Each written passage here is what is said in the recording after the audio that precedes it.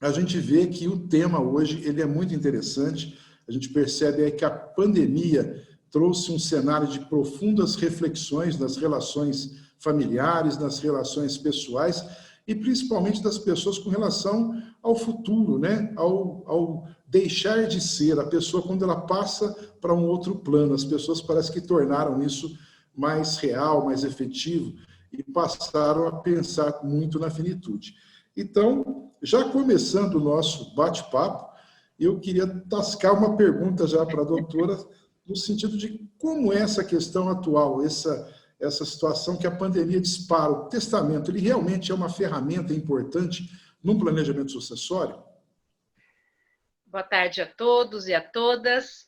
Primeiramente, eu gostaria de agradecer o convite, é uma honra estar aqui participando desse assunto, principalmente, e tenho o privilégio de conhecê-lo já há alguns anos, e sempre falando sobre o direito das sucessões, isso é muito importante.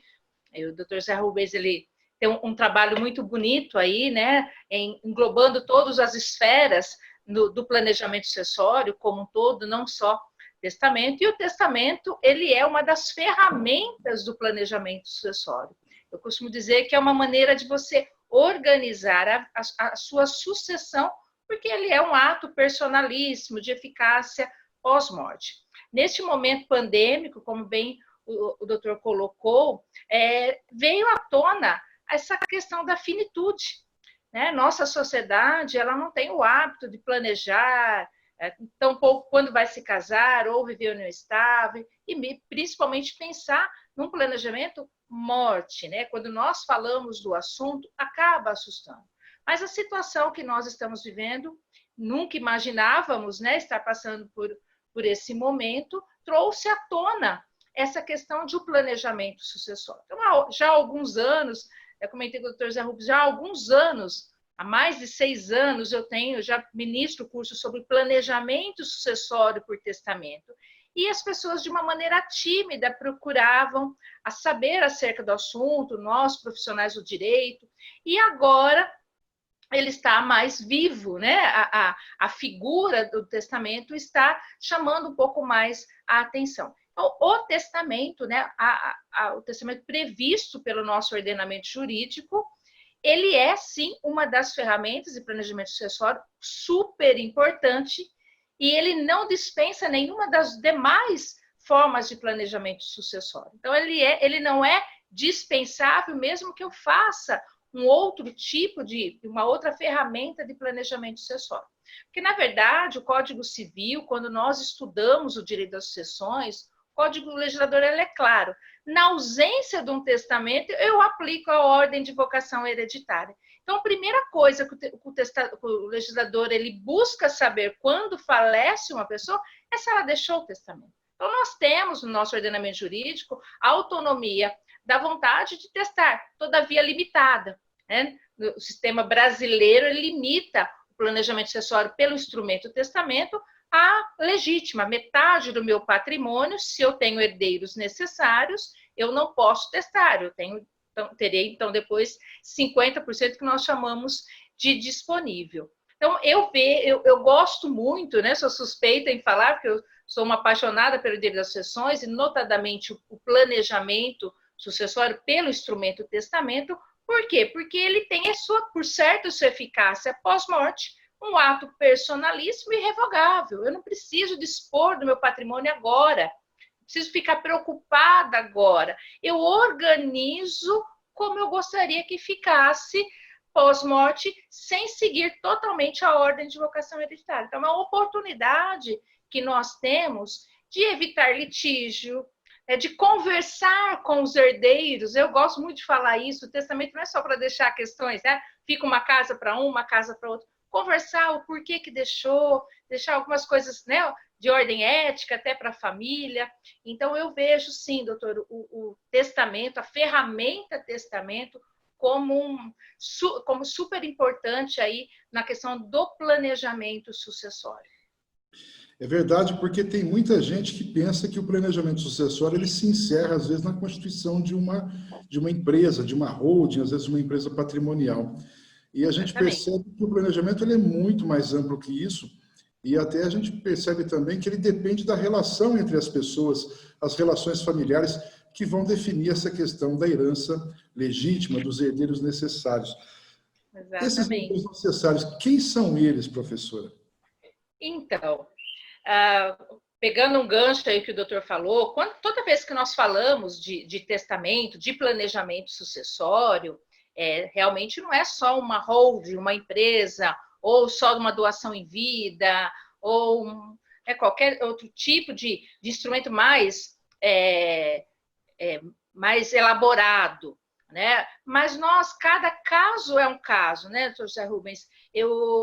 Todas as aulas de direito de família, as sessões, é importante a gente lembrar que hoje nós temos o direito das famílias. Não existe nada igual, não existe família igual. Então, não é um planejamento sucessório através de uma holding para uma pessoa que vai dar certo para outra. Por isso é importante o testamento. O testamento ele pode dar certo para todas as pessoas, independentemente de ter pouco ou muito patrimônio. E é importante, né, como o doutor falou, quem são os herdeiros necessários? Qual que é esse limite que a lei me impõe para testar? Qual é a minha autonomia privada? Se eu tenho limite? Então, no nosso ordenamento jurídico, conforme eu falei anteriormente, nós temos que respeitar a legítima. Muito embora inúmeras críticas que não deveria existir a legítima no nosso ordenamento jurídico, ou então que ela deveria ser reduzida, o certo é que hoje a legítima corresponde a 50% do meu patrimônio se eu tiver herdeiros necessários. Os herdeiros necessários estão elencados lá no 1845 do Código Civil. Descendentes, ascendentes e cônjuge. E aí vem a celeuma do companheiro. O companheiro, através de uma decisão do STF, o tema 809, igualou os direitos sucessórios de cônjuge e companheiro. Mas essa decisão do STF, ela deixou ainda a celeuma, né? Deixou a discussão acerca se o companheiro é ou não herdeiro necessário também, porque ela não esclareceu. Então, defendemos que o companheiro é herdeiro necessário, mas eu não tenho nem dispositivo de lei, nenhuma decisão concreta falando isso. Eu preciso chegar novamente até o STF para ter essa certeza. Todavia, nós, profissionais do direito, defendemos que, em razão da decisão, nós vamos defender que ele também é um herdeiro necessário. Então, se a pessoa tem esses herdeiros necessários, ela só pode dispor por testamento da metade do seu patrimônio. E com metade do seu patrimônio dá para fazer muita coisa. Notadamente, nos dias atuais, com as famílias recompostas. Né? Nós temos inúmeros casos de segundos casamentos, uniões estáveis, ou filiação do primeiro relacionamento, filiação do segundo, em razão de, além dos herdeiros necessários, a ordem de vocação hereditária, inciso 1º do 1829, influenciar a sucessão pelo regime de bens, através de bens particulares. Se eu pegar e desenhar essa sucessão de quem é casado como união parcial de bens ou convive em união estável como união parcial de bens, pode ser que eu encontre lá uma massa de bens particulares e filiação híbrida, que se eu desenhar para essa pessoa, ele vai ficar assustado como ficará a sua partilha pela ordem de vocação hereditária. Então, nesses pontos em específico, o testamento ele ajuda muito, porque eu consigo trabalhar com o disponível para equalizar, para harmonizar essa partilha pós-morte. Então, é muito importante a gente lembrar que o testamento ou qualquer outro instrumento de planejamento sucessório, ele não é utilizado para burlar legítima, para tirar herdeiro, para fraudar fisco. Ele é uma organização que cada família se encaixa em uma delas. Né? Então, ela é uma organização para que evite litígio. Quantos inventários, né, doutor José Rubens, que nós vemos que dura ad eterno, por conta, muitas vezes, de ou um mau planejamento ou não ter feito um planejamento sucessório, aí por um simples testamento. Por certo que o nosso ordenamento jurídico ele tem as suas formas de testamento, mas temos que observar essas questões e aí a gente já começa a visualizar a importância dele, né? É verdade. Eu fico ouvindo a sua fala e eu fico imaginando os exemplos, né? Essa questão da Uhum. família recomposta, eu acho muito interessante a gente pensar no testamento, talvez explicando aí com um exemplo para as pessoas, né? Um casal casa, tem filhos, se divorcia e depois um deles ou ambos se casam novamente com outras pessoas, formam outras famílias e eles terão os filhos que são comuns, né? Os nossos, Sim. terão os dele e terão os dela, né? Então os É, meus, os seus e os nossos.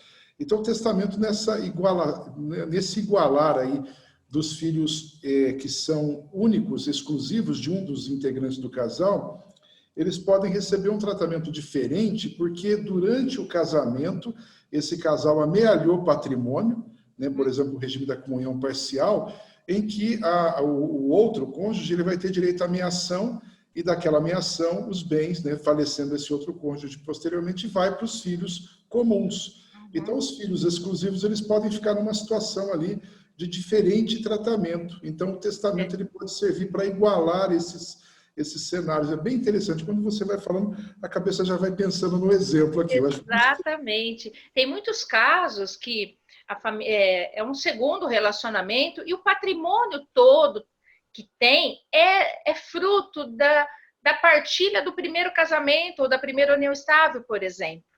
E tem aqueles filhos desse primeiro casamento, primeira união estável. E como o doutor falou, depois vai amealhando outros bens e fazendo a simulação de a partilha conforme a ordem de vocação hereditária, a gente consegue visualizar uma possibilidade aí de harmonizar. Né? Lembrando mais uma vez que o regime de bens ele influencia a sucessão. E depois disso, por isso que já há muitos anos eu trabalho até em aulas a respeito de planejamento sucessório pelo instrumento testamento, porque não tem como, né? Não tem mais nenhum regime de bens que blinda o seu patrimônio para efeito mortes, salvo separação obrigatória de bens, comunhão universal, que daí já tem a ameação, não teria necessidade. Mas os outros, e a maioria da população é casada com comunhão parcial de bens, chega no evento morte, não tem jeito, tanto para casamento quanto para união estável. E muito embora tenha aí excelentes teses de defesas de possibilidade de renúncia da concorrência acessória impacto antinupcial, nós não temos ainda um dispositivo de lei que me dê essa segurança, que me dê essa garantia. Né? Outros países, como Portugal, já inseriu lá no seu Código Civil essa possibilidade, mas tem um dispositivo de lei. Nós ainda não. Então, hoje não tem outra saída senão eu me valer de um planejamento sucessório. é verdade. E é o que você falou, né? Não vai, né? O regime de bens ele acaba trazendo uma influência muito forte aí para o planejamento, até para a gente preparar um testamento. E aí a gente percebe a força desse instrumento que pode ser utilizado. E aí eu queria entrar em alguns aspectos. Tem uma pergunta também que eu queria te fazer, porque a gente vê isso no dia a dia, tem muita gente que vive em união estável e nos procura dizendo assim, eu quero deixar tudo para os meus filhos, ou tudo para minha filha, ou tudo para o meu filho. E a gente pergunta para a pessoa, você vive com alguém, você é casado? Não, não sou casado, mas eu vivo em união estável, mas não tem problema, né? Aí a gente pega a carona nessa explicação sua, porque no caso aí há todo esse contexto que o companheiro ou a companheira terá direito a essa herança, de repente, se fizer um testamento assim, ele pode ser atingido. Como que fica essa situação se ele for atingido? Então, vamos pegar o exemplo, né? Um indivíduo vem, procura a gente e fala, eu quero deixar tudo para minha filha, e vive união estável com uma mulher, e ele vem a falecer. Como fica esse testamento para essa filha? Então, se a gente defender que o companheiro é herdeiro necessário e conseguirmos essa decisão, eu vou ter que reduzir essa disposição testamentária. Exatamente. Então, o que normalmente a gente orienta nesse momento que nós temos aí essa celeuma? Ao menos eu oriento, também gostaria de ouvir, né, talvez a ideia do doutor. Hoje, nós defendemos que o companheiro é herdeiro necessário, mas nós não temos dispositivo de lei e a decisão ela não ficou clara. Então, quando existe uma situação dessa, quer fazer um testamento e deixar tudo para a filha, eu oriento a mencionar no testamento essa questão, né, que vive na ocasião em união estável, e se por ocasião da sua morte, porque é interessante a gente lembrar que o testamento, como ele tem eficácia após morte, eu vou buscar, na hora de cumprimento desse testamento, a lei vigente na data do óbito. No direito das sucessões, eu aplico a lei vigente na data do óbito. Então, pode ser que hoje ele faça um testamento excluindo essa companheira. Todavia, na hora da abertura da sua sucessão, na hora do cumprimento desse testamento, lá o STF falou, não, companheira realmente é herdeira necessária, ou já tem até um dispositivo de lei para isso, eu vou precisar reduzir a minha disposição testamentária. Então, é interessante mencionar, porque aí vai sobrar, se eu não mencionar nada, vai tudo para a ordem de vocação hereditária. Então, é melhor eu esclarecer que eu quero que, então, fique o disponível para esse filho, mas a redução da legítima, então, vai encontrar a companheira aí, ou companheiro. Então, é bom a gente fazer essa ressalva que não é o correto, né, tirar o companheiro, mas como hoje nós não temos esse dispositivo de lei, eu faria essa ressalva, deixaria bem consignado que ele tem esse conhecimento dessa possibilidade, né, de um dispositivo de lei ou uma decisão como essa anterior. Perfeito. Até porque essa interpretação toda que a gente vê que está sendo feita no dia a dia por advogados e pelos juízos, tribunais, está calcada aí na isonomia, né? Se os casados podem, são herdeiros necessários, os companheiros também seriam. Igualou até agora, né, doutor? Então, certamente essa tendência.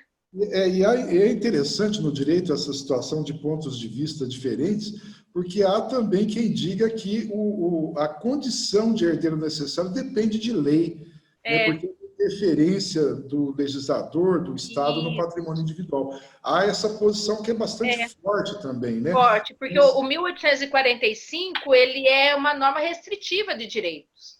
Está inserido, teria que ter uma alteração ali, na verdade, né, para incluir o companheiro. Então, segue-se o 1845. Aí, como tem essa decisão do STF, deixou toda essa celeuma em torno aí, continua a discussão. Põe aberto. Vai dar muito pano para a manga, né, doutora? Vai. Agora, já entrando no testamento propriamente dito, a gente tem algumas espécies que a gente até considerou para a gente expor aqui hoje. Sim. Não vamos entrar naqueles testamentos especiais, o testamento marítimo, aeronáutico, aquele... Vamos falar do testamento público, do particular e aquele testamento especial, que é um testamento que a pandemia, né? A gente nunca tinha o exemplo, né, professora? Na faculdade do testamento especial. Agora tem a pandemia que ela sacramentou isso, foi muito interessante. É verdade. Vamos falar então um pouquinho do testamento público, depois do particular e depois desse especial, que eu acho que ele pode ser o mais interessante por conta da pandemia. Sim, então, quando nós falamos aqui de organização pelo instrumento testamento, nós seguimos aí as regras do Código Civil. Então, o Código Civil, ele separa as formas ordinárias de testamento e as formas especiais. As especiais, o marítimo, aeronáutico e militar, que nós não trataremos aqui.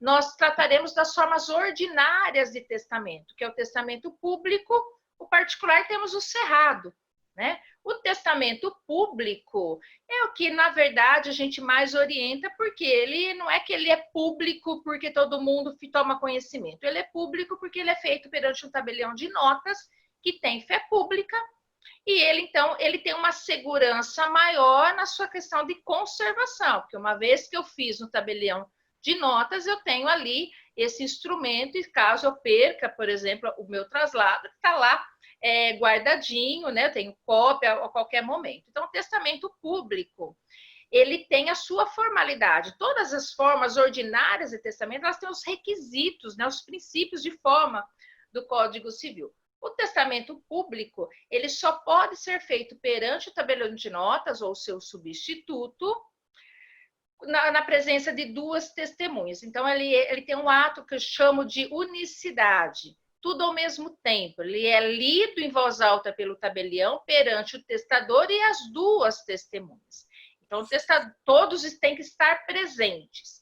Nesse período pandêmico, notadamente no princípio, isso ficou inviabilizado, porque até então os cartórios estavam os tabelionatos de notas estavam fechados. E mesmo que um tabelião, não tinha como chamar um tabelião de notas na casa, porque e as duas testemunhas? Como que eu vou chamar? Vou aglomerar pessoas? Então, inviabilizou. Por quê? Porque ele tem essa forma ordinária. Sem esses requisitos, ele não tem validade. Então, eu coloquei aqui que o testamento público está lá 1864 do Código Civil, e é um testamento, então, que requer essa unicidade. Ele só pode ser feito, o analfabeto só pode fazer testamento público, o inteiramente surdo, o testador cego só por testamento público.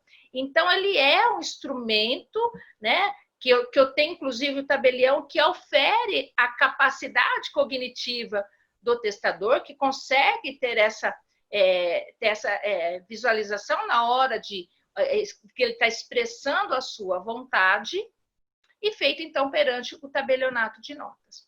O testamento particular, nós temos o testamento particular pela forma ordinária de testamento, só vou pegar o artigo aqui só para ficar bem claro.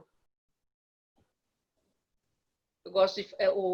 depois eu pego aqui. É o 1876 do Código Civil, que trata do instrumento particular, que ele pode ser hológrafo, né? Autógrafo, ou talvez também através de processo mecânico, ou digitado, ou datilografado, mas ele requer, no mínimo, 3 testemunhas. Então, eu também preciso de testemunha. Então, e temos o testamento cerrado, que o testamento cerrado é aquele que o pessoal fala, mas existe ainda, se ele quem faça? Existe quem faça, viu, doutor Rubens? De vez em quando eu tomo conhecimento de uma questão que também é uma forma ordinária de testamento, que eu faço o meu testamento, mas o requisito de lei é que eu leve esse testamento até o tabelionato de notas para que o tabelião aprove, costura e, né, a gente chama de coser o testamento. Ele vai lacrar o testamento perante 2 testemunhas que vai presenciar esse ato. Não vai ser lido o meu testamento cerrado em voz alta perante as testemunhas, mas as testemunhas devem visualizar esse ato também no tabelionato de notas, que eu estou entregando o meu testamento para o tabelião, para que ele então faça, que ele lacre e lavre o auto de aprovação. E aí ele me devolve esse testamento cerrado e eu vou para casa. Então, são 3 formas. 2 delas eu preciso do tabelionato de notas, público e o cerrado. O particular eu posso fazer em casa, escrever à mão, sem nenhuma rasura, né? Escrever ou de forma mecânica, sem nenhuma rasura, mas tem que ter pelo menos 3 testemunhas. E essas testemunhas têm que estar presentes neste ato. Então, nesse período pandêmico, essas 3 formas de testamento, quando estava o isolamento realmente, né, total, ela ficou inviabilizada.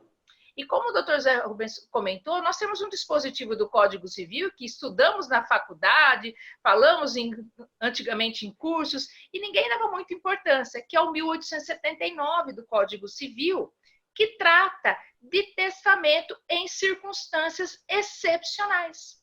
Testamento particular em circunstâncias excepcionais. Essa forma particular de testamento em circunstâncias excepcionais está bem no que nós estamos vivendo hoje. Quando é possível fazer esse testamento particular em circunstância excepcional? Quando eu não tenho condições de estar no local onde eu tenho as testemunhas que possam ser testemunhas testamentárias, para eu poder fazer a minha disposição testamentária. Normalmente, então, circunstâncias excepcionais, você está correndo algum risco. Quando você fala circunstâncias excepcionais, você visualiza um risco, não é? Então, até então, inimaginável uma pandemia. Em outros países existe, até previsão. No nosso ordenamento jurídico, não. Sempre falava, se você tiver num cativeiro, você pode utilizar. Mas num cativeiro, como fazer um testamento? Enfim. Mas hoje, por exemplo, como que eu posso me utilizar desse 1879, circunstância excepcional, desde que o testador faça de próprio punho e mencione na cédula testamentária detalhadamente a circunstância excepcional que está naquele momento, justificando que nessa situação ele não tem testemunha, porque é um testamento que dispensa testemunha, por estar em circunstância excepcional. Então, nessa situação pandêmica, existem situações de pessoas que estão internadas em UTI e que não podem receber visita, estão isoladas.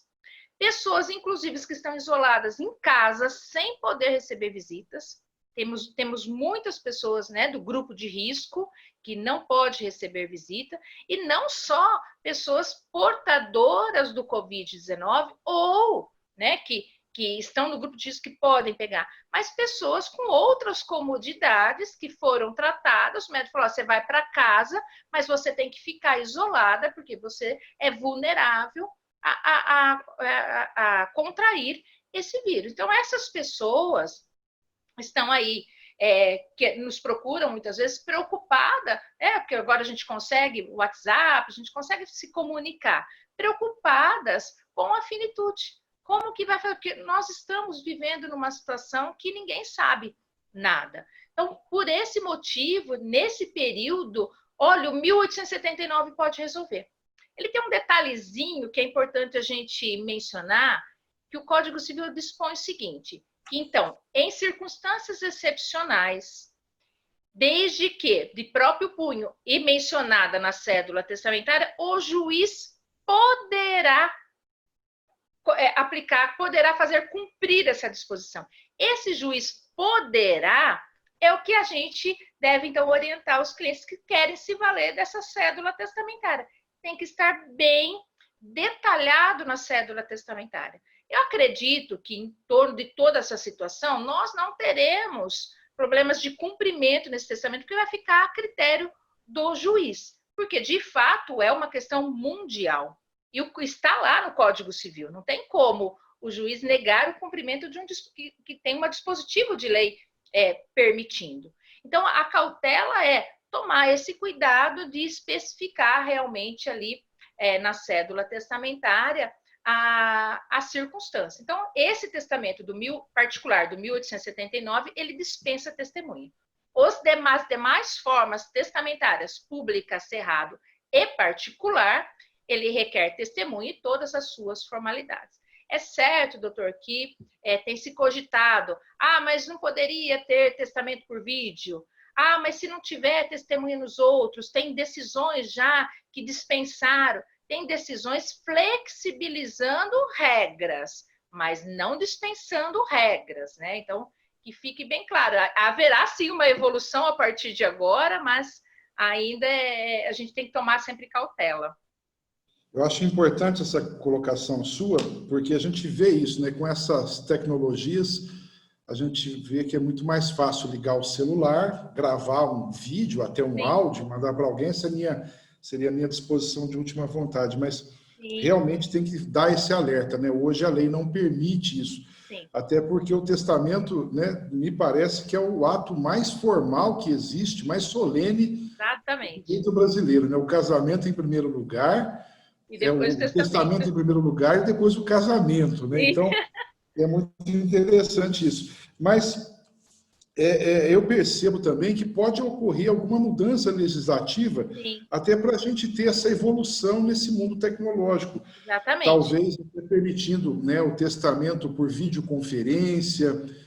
Parece que os cartórios já estão lavrando procurações telepresenciais, parece que já está esse caminho. Ainda não tem nada que sacramente. Se houver, eu tenho certeza que o nosso canal vai ficar sabendo e a professora vai vir contar para a gente aqui. Com certeza. Ela vai no momento, no começo da pandemia, os cartórios não estavam atendendo e até então, até abril, por exemplo, era impossível fazer o testamento em tabelionado de notas de qualquer maneira. Depois do provimento 100 do CNJ, que através do e-notariado, que permitiu atos notariais por videoconferência, porque tem toda ali o tabelião consegue verificar a expressão da vontade realmente das partes pelo videoconferência, fica gravado, tem ali o token, que é a assinatura digital. Então, aí, como esse provimento ele não excepciona o testamento, é possível, então, hoje, os cartórios que têm, né, que aderiram a essa possibilidade do provimento sem do CNJ, a fazer por videoconferência. Então, a partir de então, doutor, abriu aí, né, essa possibilidade, né, com todas as suas, os seus cuidados, justamente porque o testamento, por que ele é um dos atos mais solenes do Código Civil, por que ele tem toda essa formalidade, o legislador ele procura a lisura do testamento para que não haja nenhuma ali influência na disposição testamentária, justamente porque quando do seu cumprimento, a pessoa não está mais ali para reforçar. Então, por isso que ele é um ato, então, que é de autonomia privada, mas personalíssimo, né? Tem que estar revestido ali de lisura. Então, avançou a tecnologia e, por certo, não, em breve, talvez nós teremos aí um dispositivo de lei que permita aí, de uma maneira, hoje, o provimento sem do CNJ abriu, né, um leque, eu acho que isso aí não tem mais retrocesso, acho que esse provimento aí veio para ficar, né, facilitou, ele tem lá seu campo ali de circunscrição, né, territorialidade, um pouquinho diferente da lei aí, dos registros públicos, mas ele veio aí ressaltar. Então, em alguns casos, algumas decisões do STJ, que flexibilizou formas, né? Tem uma até com impressão digital, que foi deferido o cumprimento pelo STJ, mas por quê? Até hoje, todas as flexibilizações de normas que foram autorizados o cumprimento, sempre teve uma outra circunstância dentro do contexto probatório que convalidou a vontade do testador. Então, eu sempre falo, se quer fazer hoje, por exemplo, esse testamento pelo 1879, você quer gravar um vídeo também, você quer se gravar falando? Ok, mas a forma do testamento é essa, porque até então eu não posso fazer outra. Então, eu acho que nós estamos avançando, viu, doutor? Mas sempre com muita cautela, para que não haja interferência na vontade, né? Isso que a gente tem que deixar bem claro, né? Essa foi uma das preocupações ali da lei que regulou essa questão do direito privado, né? De não inserir ali essa questão do testamento. Perfeito, perfeito. O que eu acho também que é muito interessante é essa questão das testemunhas, né? Um testamento dispensa. Até eu queria que você colocasse um pouco sobre esse testamento que dispensa, porque ele não adquire validade permanentemente, né? Esse testamento feito em situação excepcional. Vamos pensar, a gente foi acometido de uma doença, o Covid, a pessoa está lá internada, ela está preocupada com o futuro, ela faz o testamento, ela redige lá dizendo, estou internado, no isolamento, aqui na UTI, estou preocupado, quero deixar minha disposição de última vontade. Ele acaba se saindo bem do tratamento, recebe alta e segue uma vida normal. E aí, esse testamento continua valendo? Então, o nosso legislador nada falou. O 1879 ele termina ali, possibilitando o testamento de próprio punho, em circunstância excepcional, sem testemunha. Ele nada falou.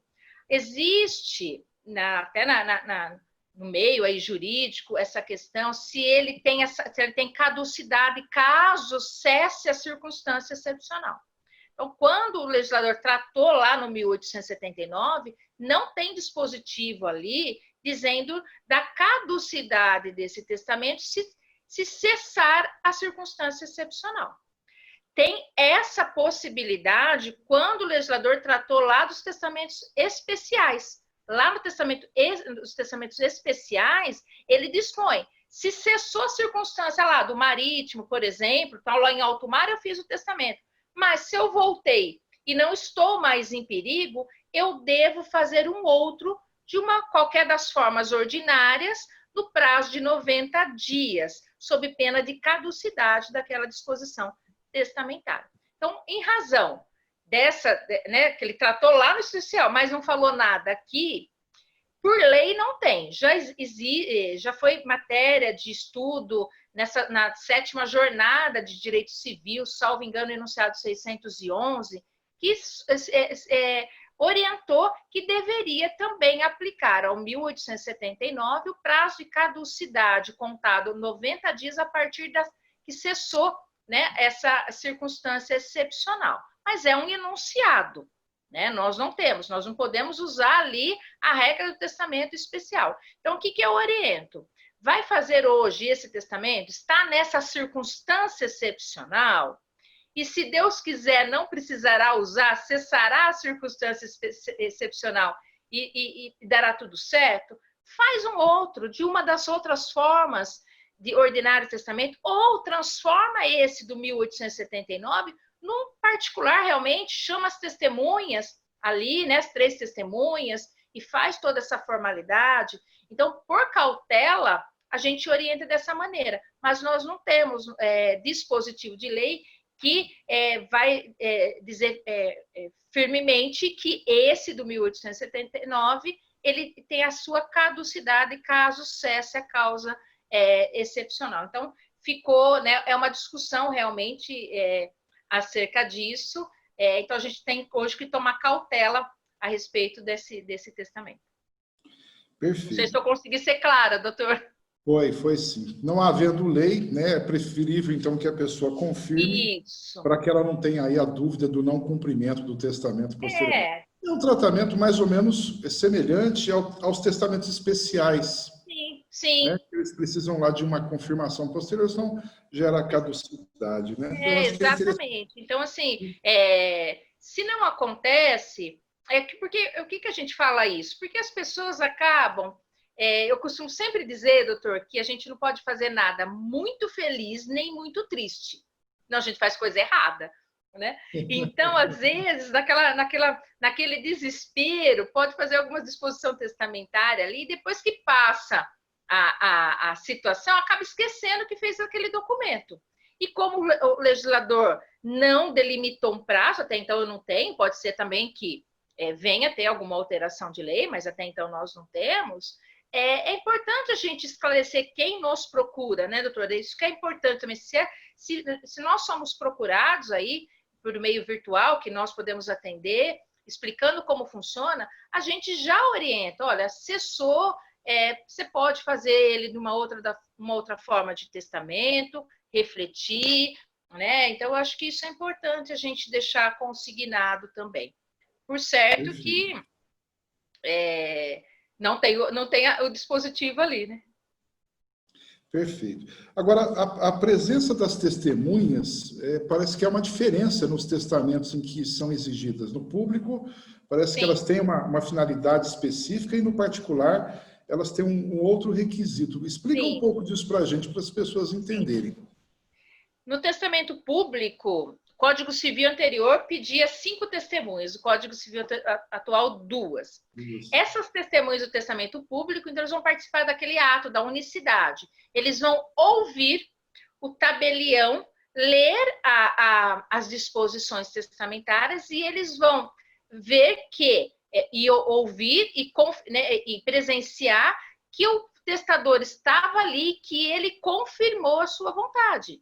Né, que ele estava ali lúcido, é importante a gente sempre falar, não é requisito de lei no testamento, mas eu sempre oriento a fazer um exame e ter de sanidade mental. É importante a parte cognitiva do testador, não importa a idade, ela é auferida no momento da feitura do testamento. Então, essas testemunhas, eles estarão ali presenciando esse ato. Se o tabelião fez ali a leitura em voz alta, o testador estava ali, e essas testemunhas ouviram e assinam junto com o testador. No testamento particular, além do testador ler o testamento para as testemunhas, porque ali, na sua casa, porque ele é particular, né, ou no escritório, quando do falecimento, quando do cumprimento desse testamento, esse testamento deverá ser apresentado em juízo pelo 737 do CPC, e as testemunhas do testamento particular serão ouvidas para confirmarem a disposição testamentária.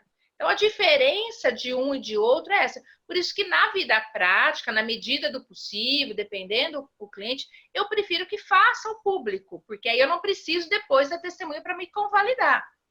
mas o testamento particular, aquele que precisa de 3 testemunhas, ela deve estar, né, ela participa dessa apresentação pós-morte. Vai ter um julgado que autorizou apenas 2 dela, né, porque tinha outros elementos probatórios que confirmavam a mesma disposição. Então, a diferença é nesse aspecto, as testemunhas, nas formas ordinárias, a diferença da testemunha é nesse aspecto. Então, aí vai uma observação para quem está nos ouvindo, né? Se a pessoa fizer um testamento particular, se ele ficar sabendo aí que a testemunha que nomeou faleceu antes dele, ele vai precisar, né, renovar esse testamento com todas as formalidades. Ele não pode chegar lá e falar, vem cá, professora Sueli, assina aqui esse testamento que a testemunha anterior minha morreu. A professora vai falar, não posso fazer isso, você tem que fazer um testamento completo, com 3 testemunhas. Até tem uma recomendação que a gente percebe que ela tem uma lógica de não se considerar apenas 3 testemunhas. Tem pessoas que colocam 4, 5 testemunhas, porque às vezes uma delas pode ter alguma situação de saúde ou uma idade mais avançada, e isso pode prejudicar. Sim. Então é muito interessante. Então vejam que no testamento público a testemunha só serve para validar o ato ali que acontece, pronto, o tabelião guarda aquilo e está valendo. Agora, a gente percebe que existem outras circunstâncias também que são muito curiosas, né? No testamento particular, a fragilidade dele está no fato dele poder desaparecer, porque não há nenhum registro dele, a não ser as testemunhas, né, que sabem da existência dele, e normalmente ele não é feito em cópias, ele não é guardado em cópias. Às vezes a pessoa pode até se precaver e deixar uma cópia com cada testemunha, pode até acontecer isso, mas não é usual. Talvez seja até uma boa recomendação. Mas o testamento cerrado, ele deixa o registro da existência, mas ele pode desaparecer, né, professora? Também. Aí que tá. O testamento, para a gente entender isso aí, quando eu faço um testamento público, depois de lavrado o auto, né, que nós chamamos de traslado, o primeiro ato, o tabelionato de notas, ele comunica ao colégio notarial, e o colégio notarial tem uma central de testamento. Quando eu faço o cerrado e levo até o tabelionato para que ele aprove, né, que ele faça o auto de apresentação do testamento cerrado, ele também vai comunicar à central de testamento. O particular não tem esse requisito na lei. Né? Ele vai ficar, quem faz o particular deixa com alguém, é interessante que deixe, enfim. Então, quando a pessoa falece, e aproveitando a situação, quando a pessoa falece, o testamento, ele precisa passar por um procedimento, que está lá no 735 ou 737 do CPC. Eu não vou entregar diretamente os bens para essa pessoa, pelo herdeiro testamentário, sem antes esse procedimento e sem antes um procedimento de inventário. Então, toda pessoa que falece é requisito, tanto para o judicial quanto para o extra, que eu apresente uma certidão do colégio notarial para verificar se essa pessoa deixou ou não testamento, justamente para verificar se é uma sucessão ab intestato ou não. Se deixou testamento público, essa certidão do colégio notarial, ela vai me falar. E se a pessoa não encontra essa cédula testamentária nos pertences do falecido, com a sua certidão de óbito, eu consigo a certidão desse testamento perante o tabelionato de notas. Então, ele é seguro. O cerrado, como a própria formalidade do Código Civil dispõe, o tabelionato ele só vai lavrar, vai costurar, vai lacrar e vai me devolver. Se eu faleço e tem lá, lançado na certidão de existência de testamento cerrado, e ninguém encontra, porque eu levei embora, as traças podem comer, eu posso perder, pode pegar fogo no lugar, enfim, ele é, em determinado ponto, vulnerável. Né? Sueli, mas eu vou guardar no cofre. Cada um que vai ter que tomar a sua cautela, porque ele é vulnerável, ele tem que ser localizado. E além dele ter que ser localizado, ele não pode ter rompimento do testamento, quer dizer, ele tem que estar intacto, porque quem vai abrir o testamento cerrado é o juiz. Eu costumo brincar que o único testamento que se abre é o cerrado, mas quem que abre? O juiz. Eu não vou abrir ele em casa. Se eu abrir ele em casa, eu estou rompendo a disposição testamentária. Então, ele tem, muito embora tenha sempre, né, o tabelião coloque lá na cédula testamentária, esse testamento só pode ser aberto pelo juiz, naquela né? Aquela coisa de ansiedade que encontra no testamento, abriu, rompeu. O que é romper? Perder todas as disposições testamentárias, tem validade, volta tudo para a sucessão legítima. Então, tem essas características para a gente, então, quando ou nós mesmos fizermos nossa disposição testamentária pelo instrumento do testamento, ou formos orientar, explicar as formas e a segurança de cada uma delas, para, então, expor ao testador a segurança, né, de que realmente a disposição testamentária será cumprida. Então, tomar todas essas cautelas, a segurança da capacidade cognitiva do testador, para que não haja nenhuma possibilidade de invalidação, de nulidade desse testamento, e indicar as formas que eles colocam. Pode ser que uma menos onerosa, ela seja mais vulnerável. Então, vai depender do contexto, lógico, de cada um tomar as suas cautelas, mas tem essa diferença. Eu acho que é interessante isso porque vamos pensar assim, no planejamento sucessório anterior à pandemia, vamos pensar assim, as pessoas faziam até testamentos e guardavam isso em sigilo. Guardavam essa informação com medo de ficarem expostas aí às disposições testamentárias. O que você vai deixar para mim? Né? Havia uma pressão familiar. E o testamento cerrado, às vezes, ele era guardado em sigilo, a pessoa morria e a família ia lá descobrir aquele documento lacrado, um lacre até com parafina, né? Um negócio muito arcaico, né? Ele é costurado.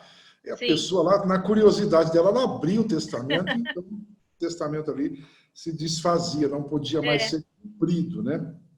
Esse é um ponto. Às vezes pode até haver uma má fé da pessoa, né? Eu sei o que tem lá, eu vou romper justamente para não ser cumprido. Para você demonstrar que não houve má fé, que por engano, é difícil, né, doutor? Então, a gente percebe que hoje, até nesse âmbito que a gente está, as pessoas podem ter uma maior liberdade em dizer, olha, eu tenho já uma disposição testamentária. E tem um aspecto também que ele é bem atual, a gente até já considerou isso em algumas manifestações nossas pelo Sucessão Legal, que é a questão da cláusula de sigilo. Mesmo no testamento público, né, professora? Apesar dele ser um documento público, lavrado por tabelião com toda a solenidade possível, o conteúdo dele não se torna público automaticamente, depende da morte do testador, né? Fala um pouco disso para a gente, explica um pouco desse cenário. O testamento público, conforme eu mencionei lá no início, ele chama, né, essa nomenclatura testamento público porque ele é feito perante um tabelião de notas. E isso não significa que o tabelião de notas vai expor a minha cédula testamentária para quem queira ver. Isso é uma preocupação que eu percebo sempre no testador. Quando a gente orienta, quando a gente explica todas as formas testamentárias existentes no Código Civil, a hora que se fala do público, mas está na minha cidade, todo mundo me conhece. As normas da corregedoria, vou falar aqui do Estado de São Paulo, ela tem lá um item que o tabelião de notas ele só pode entregar cópia da cédula testamentária para o próprio testador em vida, por certo, ou pós-morte a requerimento do juiz ou a qualquer interessado apresentando a certidão de óbito. Então, essa cópia não sairá. Mas, se as pessoas quiserem se sentir mais confortável, é possível que acrescente essa cláusula, não está no requisito de lei, não está nas formalidades ali do Código Civil, mas nada impede de se colocar ali que é sigiloso, né? Então, as pessoas, o tabelião ele tem a fé pública e tem a sua responsabilidade, ele não vai entregar essa cópia desse traslado para ninguém. Se eu chegar num cartório hoje, perguntar, doutor José Rubens fez um testamento, pode até ser que o tabelionato fala, fez, mas deixa eu ver a cópia. Ah, não, eu não posso entregar. Por quê? Porque ele tem, além de seguir as normas da corregedoria, né, esse sigilo por si, pela sua própria função, né, de tabelião, ele tem isso, mas nada impede da gente mencionar. E quem às vezes opta pelo cerrado, opta justamente por isso, porque não quer que ninguém saiba.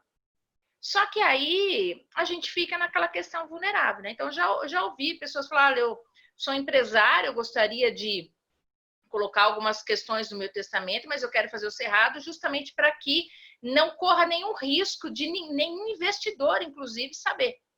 Mas se quer fazer isso, faz de uma maneira, então, segura, avisa alguém onde que está essa cédula testamentária, avisa, pelo amor de Deus, para ninguém abrir antes do juiz. Então, tem essas questões. É importante a gente ter... A gente pode conversar no testamento, né, doutor Zé Rubens? A gente deve dialogar no testamento. Então, se sentir mais confortável, pode pedir para o tabelionato. Ele vai falar, pode ser que o tabelião fale, não, mas não está, não preciso colocar, mas não ficaria, não invalida o testamento se eu colocar essa possibilidade, como o doutor defende. Agora, é uma questão muito interessante que eu vou te colocar uma situação para você dar a solução para a gente, como advogada, como professora. Eu faço um testamento público, e aí eu tenho uma situação assim que eu começo a rever as condições que eu coloquei naquele testamento. E eu fico internado aí numa situação de isolamento, por exemplo, e eu estou refletindo sobre aquilo, eu estou achando que eu fui injusto na minha previsão testamentária.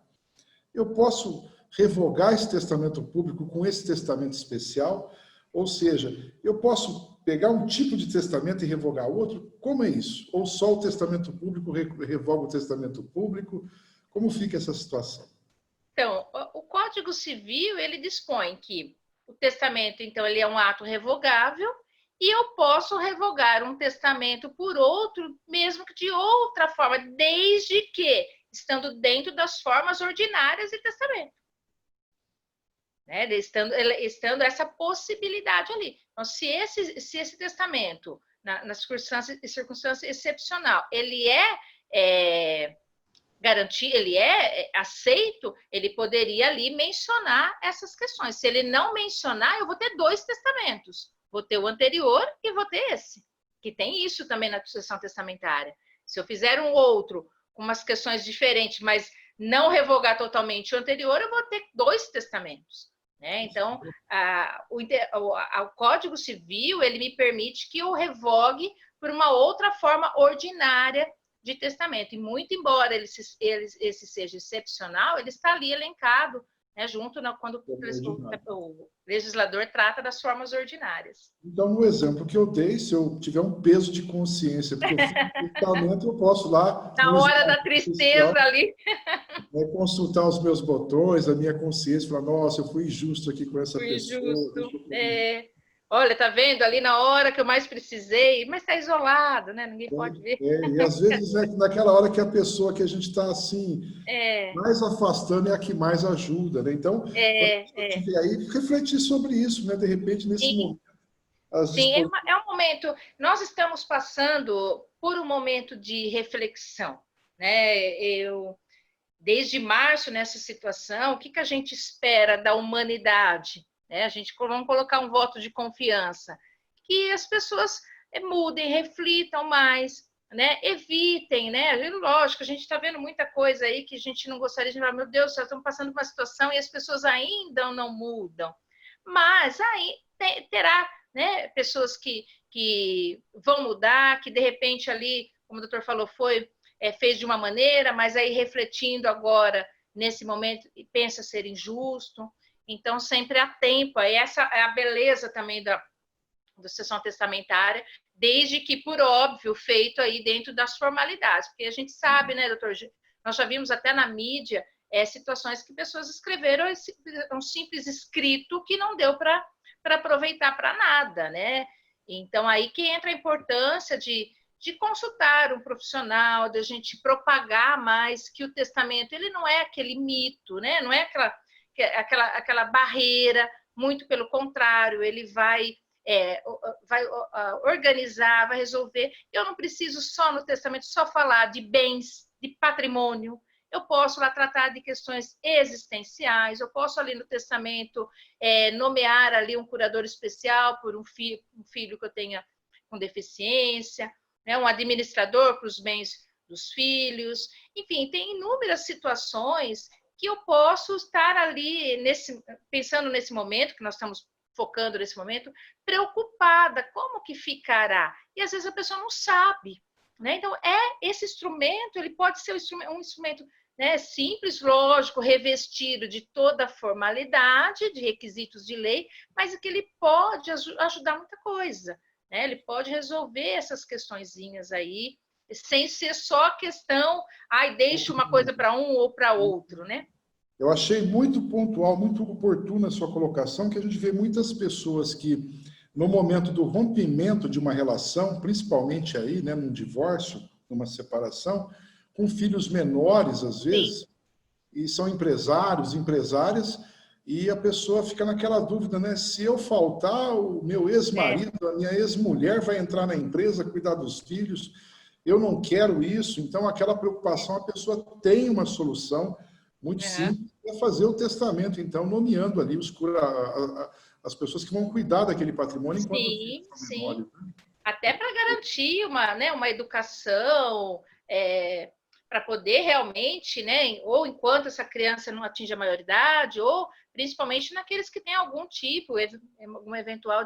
Eu, particularmente, já trabalhei alguns anos atrás, num testamento, não fui eu que trabalhei na elaboração de assessoria das disposições, mas eu trabalhei no cumprimento do testamento e tinha essa cláusula de um filho excepcional que o pai, né, que o testador, quis que um dos seus filhos, que já entendia dos negócios da família, fosse, né, o administrador dos bens desse filho. Eu achei muito prudente da parte dele e, na ocasião, isso aí deu super certo. Foi excelente essa previsão. Então, dá para fazer bastante coisa, né, doutora? A gente tem É que isso que eu acho. desmistificar Eu essa acho que figura. Eu acho que esses exemplos são oportunos, porque quando a gente fala em testamento, as pessoas pensam em pessoas que estão assim, numa idade muito avançada, né? E os jovens também podem testar. Até interessante, né? O Código Civil permite que o jovem, a partir dos 16 anos, né? É uma coisa muito curiosa. Até É curioso. tem professores aí que perguntam o que um jovem de 16 anos vai escrever no seu testamento. Né? Eu Ué? também estou imaginando o que seria. Mas, doutor, é que não é o nosso foco hoje, até depois o doutor convida uma pessoa mais especializada, mas é a herança digital. É Hoje tem verdade, YouTube, é 16 verdade. É ganham verdade. muito dinheiro. De Né? repente, é uma pessoa aí que criou um aplicativo, algo parecido, e ficou riquíssimo aí, tem um mundo. A nossa sociedade está evoluindo muito, né? Eu acho que a gente está num período aí que nós temos que refletir bastante. Né? Eu falo que o testamento é um ato de desprendimento, que tem que ser propagado e não naquela questão de eu vou fazer um testamento hoje, então quer dizer, eu vou morrer amanhã. Não é isso, né? Mas é um desprendimento e uma preocupação de harmonia, né? Eu sempre bato nessa tecla porque a gente não está oferecendo algo que vai resolver a questão, eu vou me vingar aqui no testamento. Não é isso. Nós estamos aqui tratando de um dispositivo de Código Civil, de uma previsão que vem dos primórdios, né? É antigo essa questão do testamento. Ela não era dado a ele uma importância, né, como se deve, e hoje, em razão de toda essa questão, herdeiros necessários, concorrência acessória de cônjuge companheiro, filiação híbrida, famílias recompostas, essas sociedades, o mundo digital, se faz necessário a gente harmonizar e organizar a nossa vida através de um instrumento, né? E utilizamos, então, o testamento. Eu sou como disse no começo, suspeita, porque há muitos anos, né, a gente trabalha nisso e vê que quando a pessoa faz um bom planejamento, que também aqui não dá tempo da gente falar de todas as regrinhas que a gente costuma orientar, a pessoa ela segue a vida mais leve. Né? É isso que é a beleza da nossa profissão, a gente poder proporcionar, através dos instrumentos que a lei nos dá, né, essa segurança, que né, a pessoa segue, fala, se acontecer alguma coisa, está ali, está resolvido, fui. E também não dá para fazer do dia para a noite, é uma coisa muito bem pensada, ponderada, e sempre um profissional do direito, ele deve ser consultado aí para poder dar toda as diretrizes, que tem as regrinhas de sucessão testamentária são totalmente diferentes da sucessão legítima. Então, é muito importante a gente trabalhar nisso. Vamos ver aqui se a gente tem alguma pergunta. Alguém aqui perguntou se pode se fazer perguntas pelo chat. Por favor, pode encaminhar por aqui. A gente já está com 1 hora, mais ou menos, aqui de bate-papo. Já, doutor? Nem vejo a hora passar falando desse assunto, viu? Boas as suas colocações. A gente percebe a riqueza da sua experiência, não só o conhecimento, mas o conhecimento aliado à experiência é algo imbatível, né? A gente percebe que a vivência de situações, os exemplos são muito bons. Eu vou colocar mais um ponto que a gente ainda não falou, que é a questão da caducidade do testamento, né? Ele pode caducar. Passa para a gente essa informação, quando isso acontece, alguns exemplos, para a gente também deixar claro isso, né? Que se eu fiz um testamento, de repente acontece algum evento na minha vida aí que ele provoca a caducidade desse testamento. Sim. Então, é o que eu sempre oriento também quando estou trabalhando aí na consultoria de disposições testamentárias. A beleza do testamento, que ele, então, reprisando, só para a gente entender, como ele tem eficácia após morte, eu faço ele, mas ele não é transmissível, não tô ficando sem propriedade. Se eu falecer, a minha propriedade ou aquelas outras questões vão ser resolvidas de acordo com a minha disposição testamentária. Mas eu não fico desprovida.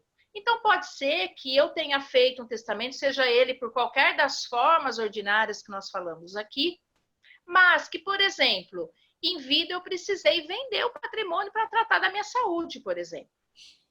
E o testamento ficou ali. Eu tinha comentado, tinha deixado disposição testamentária uma casa para uma pessoa, um veículo para outra, tinha feito em forma de legados. Mas eu precisei vender essa casa, precisei vender o carro. Quando do óbito, que então lá vou buscar certidão de existência de testamento, aparece lá, deixou um testamento público, por exemplo.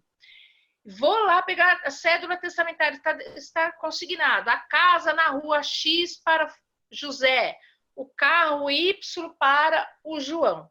E aí as pessoas, José, João, falaram, mas os demais herdeiros falaram, mas essa casa não existe, esse carro não existe. Então, quando acontece isso, nós chamamos de caducidade de disposição testamentária. Esse é um dos fatores, uma das hipóteses.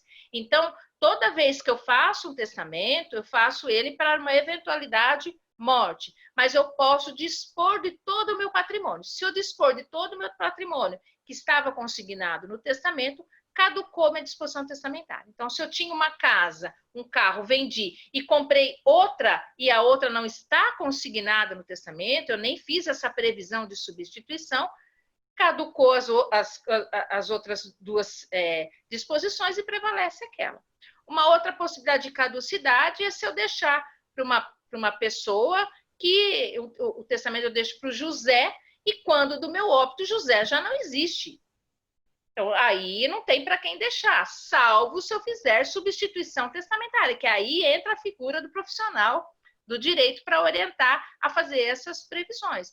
Então, vai caducar a disposição testamentária. A caducidade de disposição testamentária é quando ela não pode ser cumprida, ou porque o bem, né, as disposições já não estão, os bens que compunham aquele testamento já não existe mais, ou quando o beneficiário do testamento também não existe mais e caduca, né, o testamento, aí volta para a sucessão legítima nessa última hipótese.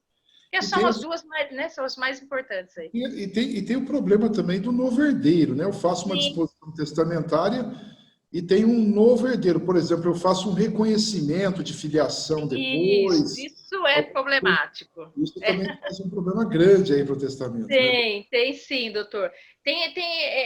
A gente... isso aí seria o rompimento do testamento, né? O rompimento do testamento, ele pode ser rompido ali, o cerrado, pelo rompimento do lacre, e ele pode ser rompido, por exemplo, se o testador fez um testamento e não contemplou um herdeiro necessário que ele não sabia que existia. Então, presume o legislador que, se eu soubesse, eu não teria feito daquela maneira.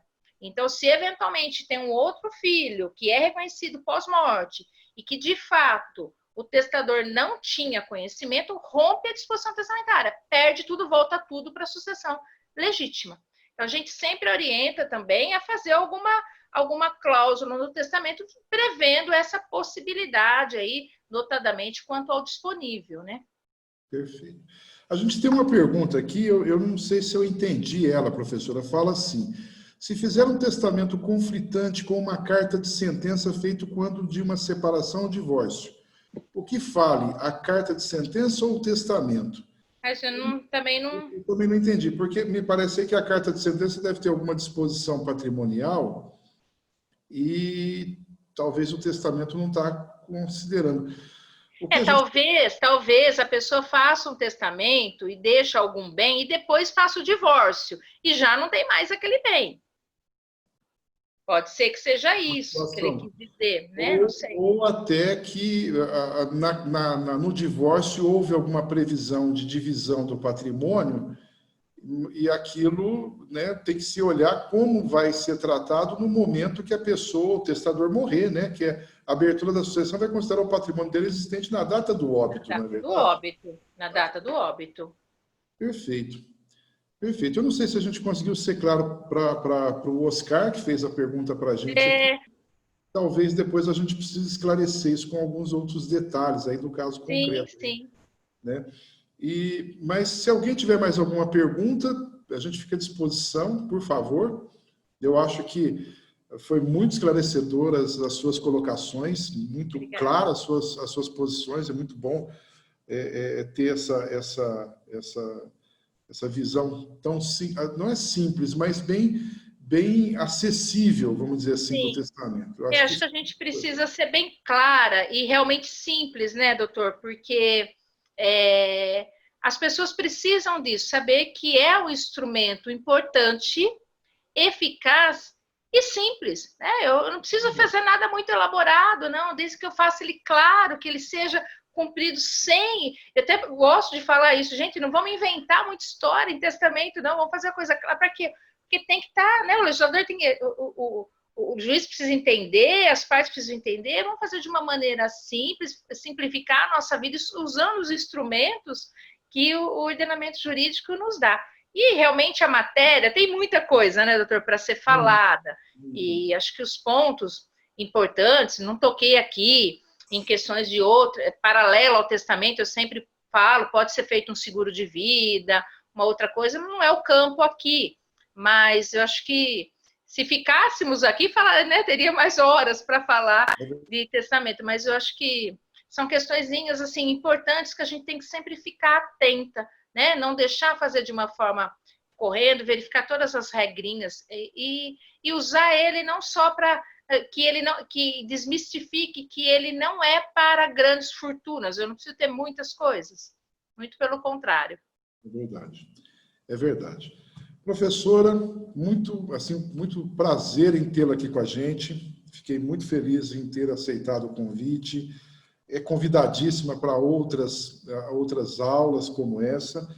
E eu queria deixar uma palavra final a seu critério de agradecimento. A gente fica muito grato por isso. E passar a palavra para a doutora fazer as considerações finais. Bom, acho que eu acabei concluindo um pouquinho antes.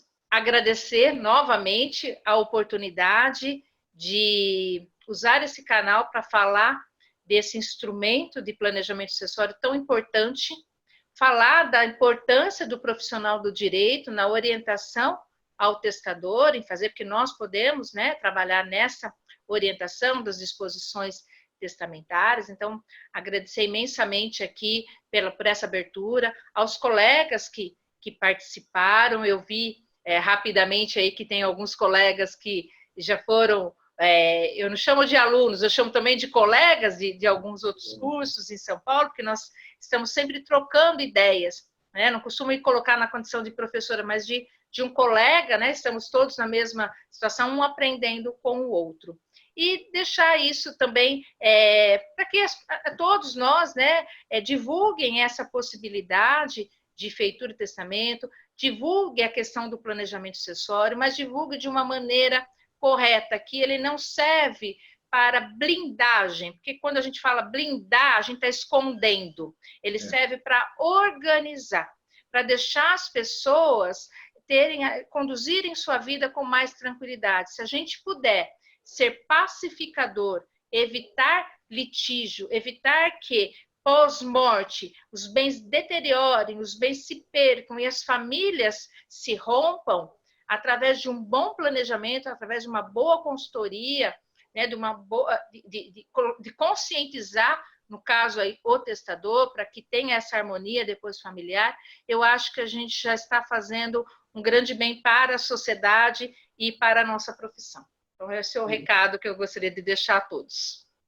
Perfeito, professora. Então, nós vamos aqui nos despedindo, agradecendo. A gente já tem alguns feedbacks aqui muito bons. Edson Caseiro, parabéns à professora Sueli, ao Hernandes, excelente conteúdo. Da Letícia, né, dois incríveis com muita didática. Muito obrigado aí. A Letícia, acho que ela tem um pouco aí a gente tem um pouco de suspeição, porque ela é a minha filha, mas vamos seguir aqui, que a gente está trabalhando junto na advocacia. Muito legal isso. Ótimo! Né? E obrigado a todos vocês que nos seguiram, que nos acompanharam. Esse conteúdo vai ficar disponível no YouTube. Se vocês souberem de alguém que queira tomar conhecimento dessas informações, vai lá no nosso canal do Sucessão Legal, compartilhe, que vai ser muito bacana isso, tá bom? Muito obrigado mais uma vez, professora. Vou encerrar. Boa noite a todos. Boa noite a todos. Tchau, tchau.